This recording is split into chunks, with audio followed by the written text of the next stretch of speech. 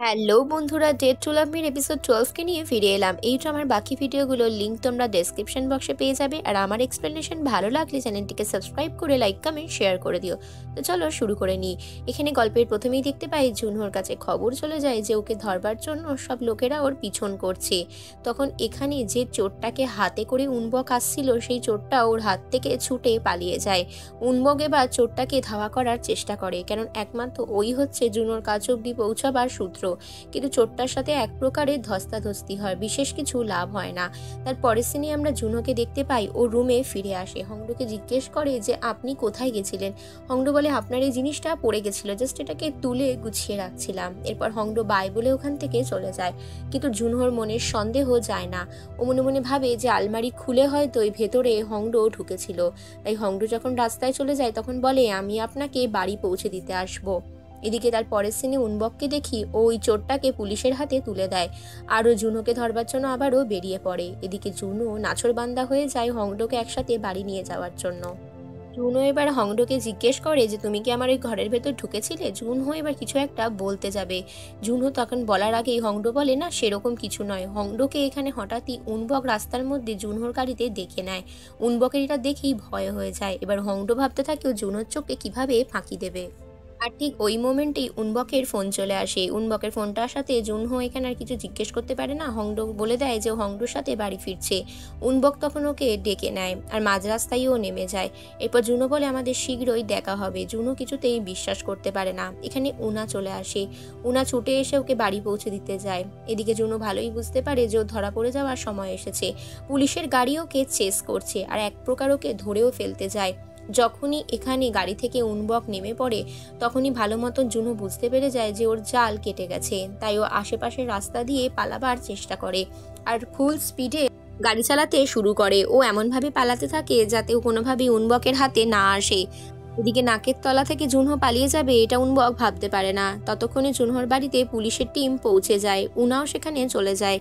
এখানে সাথে থাকে ইবকও। প্রত্যেকে এখানে চেক করতে থাকে। ওখানে একই জায়গায় হংডোও বসেছিল। হংডো কিছু মনে করবার চেষ্টা করে। আলমারিটা খুলে ওরা কিছু খোঁজার চেষ্টা করে। এটা দেখে হঠাৎই অবাক হয়ে যায়। উনবক যখন ভেতরে যায় উনবকের কাছে সবকিছু জলের মতো পরিষ্কার হয়ে যায়। এই ঘরের ভেতরে গিয়েও বুঝতে পারে যে কিভাবে এত দিন ধরে জুনো সবাইকে বোকা বানিয়েছে। এরপরও চলে যায়। এখানে গিয়ে হংডোকেও বাড়ি পৌঁছে দেয়। হংডো নিজের বাড়িতে চলে আসে। হংডোকে বলে তুমি সাবধানে থেকো, আর দরজা খুলো না। তোমাকে ও মারবার চেষ্টা করতে পারে, তোমাকে অনেক সাবধানে থাকতে হবে, কারণ তোমাকে আমরা রাজসাক্ষী হিসাবে পেশ করতে পারি। আচ্ছা তুমি বাড়িতে একা ভয় পাবে না তো। এটা বলার পর উনবক একটু ভয় পেয়ে যায়।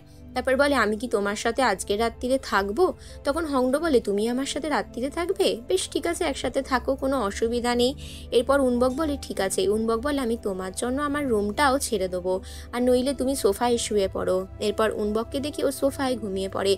সারা রাতই বেচারা ভয়ে সন্ত্রস্ত হয়ে থাকে যে যদি জুনহোর বাড়ির কাছে চলে আসে। জানলার পর্দা টেনে দিয়ে সারা রাতও জেগে কাটাতে থাকে। এদিকে হংডোর চোখেও ঘুম আসে না। হংডো অস্বস্তি ফিল করতে থাকে যে উনবক হয়তো একা একা ডাইনিং রুমে বসে ওর জন্য অপেক্ষা করছে। তাই জন্য ও বলে আমারও ঘুম আসছে না। দুজনে তখন একসাথে গল্প করতে শুরু করে। এটা ওটা বিষয়ে গল্প করতে করতে বলে কিভাবে ঘুমানো যায়। তখন বলে আমার তো ঘুমোতে ইচ্ছাও করছে না। হংডো বলে চলো আমরা গল্পের বই পড়ি। তারপর দুজনে চুপচাপ বসে থাকতে থাকতে বলে জানি না তোমাকে আমি কিভাবে কমফোর্টেবল ফিল করাবো। এই মুহূর্তটা ভারী অদ্ভুত। এভাবে কথা বলতে বলতে হঠাৎই ফিল করে যে হংডো ঘুমিয়ে গেছে। হংডো বলে তুমি জানো না তোমার জন্য আমার কতটা চিন্তা হয়। এভাবে কথা বলতে বলতে উনবকও ঘুমিয়ে পড়ে। পরের দিন সকালে যখন ঘুম ভাঙে এখানে দেখে হংহা যে উনবক আর এখানে হংডো একসাথে শুয়ে রয়েছে। এটা দেখার পর হংহাক অজ্ঞান হয়ে যায়। হংহাক বলে আমি কি ভুল কিছু দেখলাম, তোমরা দুজন একসাথে। তারপরের সিন এখানে শিফট করে জুনোর কাছে। জুনো গাড়ি নিয়ে পালাতে পালাতে দূরে একটা পাহাড়ি জায়গায় চলে আসে। সেখানে এসে কাউকে একটা বলে আশ্রয় দেওয়ার জন্য। এদিকে ক্যামিলি জাংয়ের কাছে খবর যায় যে প্রোগ্রামটা হয়তো ক্যান্সেল হয়ে যেতে পারে শুধুমাত্র জুনোর জন্য।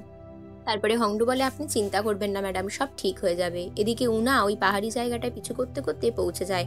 ততক্ষণে গাড়ি ফেলে এখানে জুনহো পালিয়ে গেছে। উনা সেটাই ফোনে জানায়। এদিকে ওই চোরটাকে মেরে ধরে কোনো কিছু সেরকম বের করতে পারে না। এটা দেখে ইবক প্রচুর রেগে যায়। তার পরের সিনে জুনহোর মা জোডাইককে দেখি। জোডাইকের কাছে চিলবক বলে আমি আপনাকে বিছানা করতে হেল্প করব। আর ও তখন বিছানা নিয়ে গিয়ে হেল্প করতে যায়। কিন্তু এখানে সোগিয়নের রুমের ভেতর দামি জিনিস ধরে ফেলে। আর দামি জিনিস ধরার কারণে সোগিয়ন সোগিয়ন ওকে অনেক বকাবকি করে আর অনেক শাস্তিও দেয়, বলে তুমি এখানে আমার ঘরে এভাবে কেন ঢুকেছো। এটাও বুঝতে পারে যে চিলবক এখানে ড্রিঙ্ক করেছিল। আর এখানে চিলবক চুপচাপ থাকে, তখন জিজ্ঞেস করে তুমি কে, এটা আগে বলো। তারপরের সিনে আমরা এখানে সেরিয়াংয়ের বাবাকে দেখি, যেখানে জুনহো ওনাকে টোপ ফেলেছিল দামি দামি জিনিস দিয়ে আর বলেছিল গ্রামের প্রধান ওনাকেই বানাবে। এরপর সোগিয়ন চিলবককে অনেক শাস্তি দেয়, বলে যে তোমার শাস্তি হবে, তুমি আগে বলো যে তুমি কেন এমনটা করেছো। ওর গলার মধ্যে হাঁড়ি কাট করিয়ে দেয়।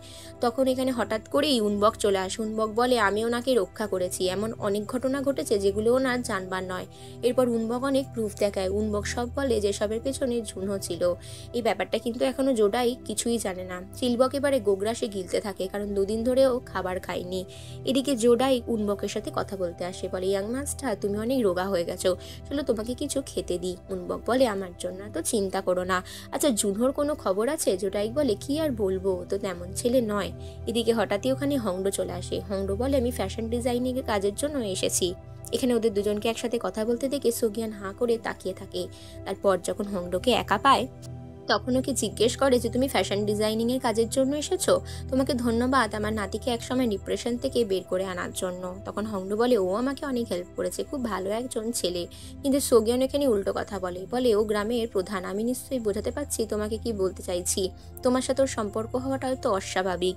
এরপরে হংডো বলে হ্যাঁ আমি বুঝছি, বলে বাইরে চলে আসে। ওর সাথে উনবকের দেখা হয় আর ওরা দুজনে প্ল্যান করে একটা রেস্টুরেন্টে খেতে যায়। এরপর সোগিয়ন ওর নাতির বলা কথাগুলো ভাবে আর এখানে হংডোর বলা কথাও ভাবে। হংডো সবটা উনবকের উপর ছেড়ে দেয় যে ও যেটা করবে সেই ডিসিশনকেই মেনে নেবে।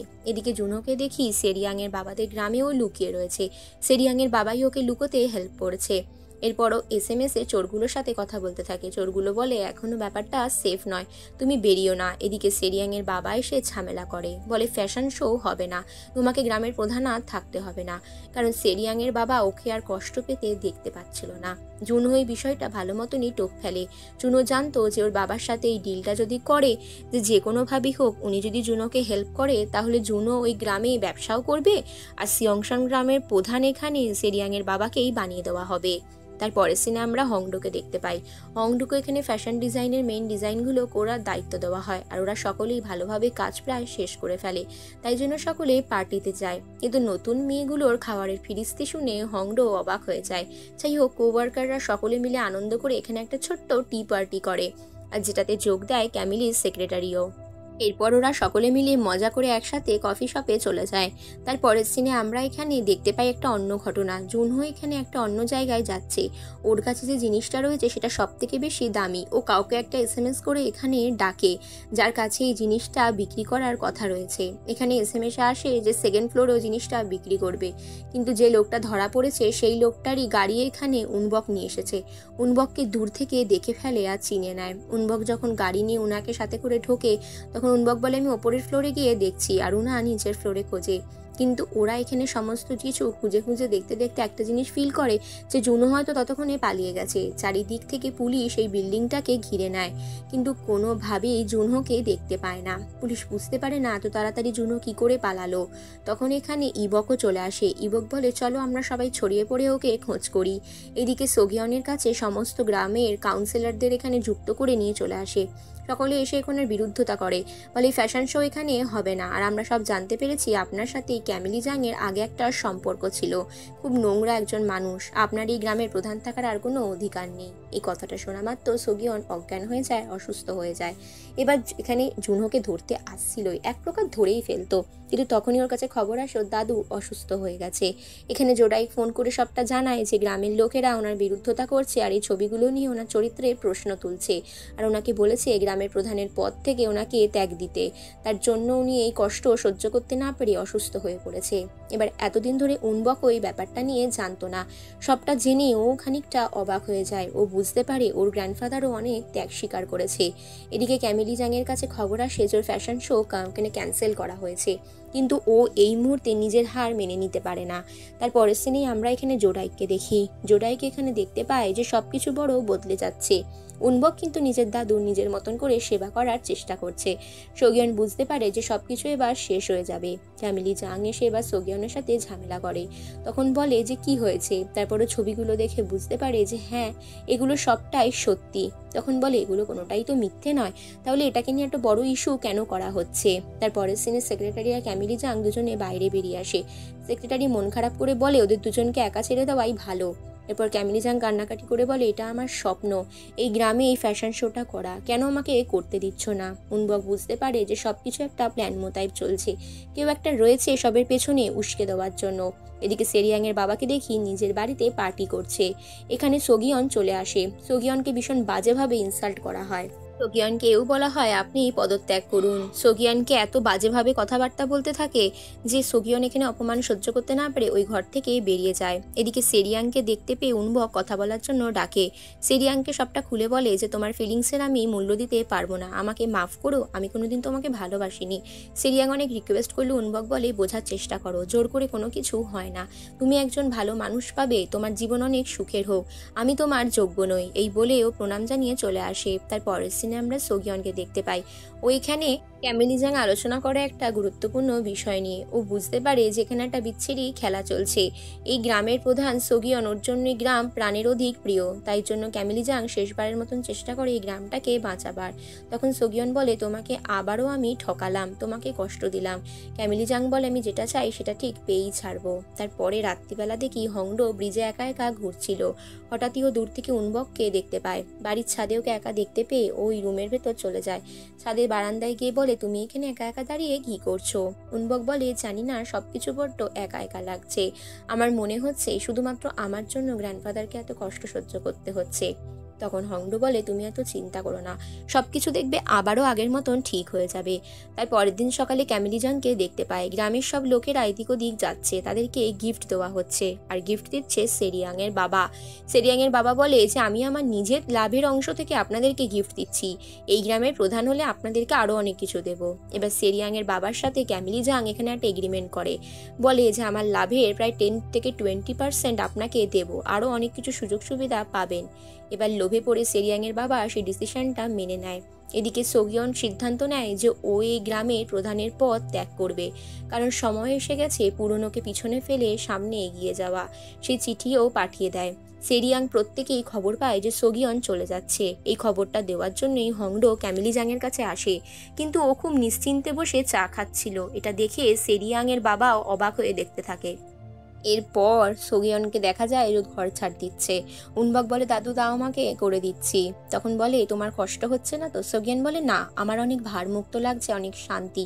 সেরিয়াং এর বাবা এরপর ধন্যবাদ জানায় ক্যামিলি জাংকে, বলে জুনহোর মতন ওই ছেলেটা না থাকলে আমি তো কিছুই করতে পারতাম না। ক্যামিলি জাং জানতো যে কেউ একটা তো পেছনে রয়েছে যা একে হেল্প করছে।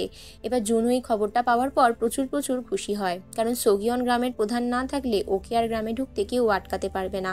আর সারা জীবনও এটাই চেয়েছিল, সোগিয়নকে পথ থেকে সরাবার, প্রতিহিংসা বা প্রতিশোধ। এরপরও নিজের লকার রুমে চলে আসে, যেখানে অনেক দামি দামি গিফটগুলো লুকানো ছিল। আজকেই হচ্ছে সেই দিন যে দিনে ওই ব্যান্ডটা লুকিয়ে রেখেছিল। এরপর আমরা সেরিয়াং এর বাবাকে দেখতে পাই, যেখানে কালচারাল ডিরেক্টর চলে আসে আর ক্যামিলি জাংও চলে আসে। সকলে মিলে একটা মিটিং এর আয়োজন করা হয়। ক্যামিলি জাং প্রচুর এক্সাইটেড থাকে। আসলে ক্যামিলি জাং এর এটা মুখ না মুখোশ সেটা এই মুহূর্তে বলবো না। তারপরের সিনে আমরা গার্ডদের দেখি, প্রত্যেকেই আলোচনা করতে থাকে কিছু একটা গন্ডগোল হচ্ছে। জুনো এদিকে গ্রামে লুকিয়ে লুকিয়ে প্রবেশ করে। তারপরও আবারও লুকিয়ে লুকিয়ে সোগিয়নের ঘরের ভেতর যায়। সোগিয়নের ঘরের ভেতর আরেকটা দামি জিনিস লুকানো ছিল, আর সেটা চুরি করাটাই ওর উদ্দেশ্য ছিল। তালাও আগে থেকেই খুলতে পারত, তাই ঘরের ভেতরে চুপি চুপি পা টিপে টিপে গিয়ে ওই নকল জিনিসটা রেখে ও আসল জিনিসটা চুরি করতে যায়। এটাই ওর জীবনের উদ্দেশ্য, কারণ এই জিনিসটা ওকে বিক্রি করতে হবে। তাই যখনই লকার খোলে আরও একদমই ডিরেক্টলি উনবকের চোখের সামনে পড়ে যায়, আর এখানে দুজনেই মুখোমুখি হয়ে যায়। আর এখানেই এই পর্ব কিন্তু শেষ হয়ে যায়।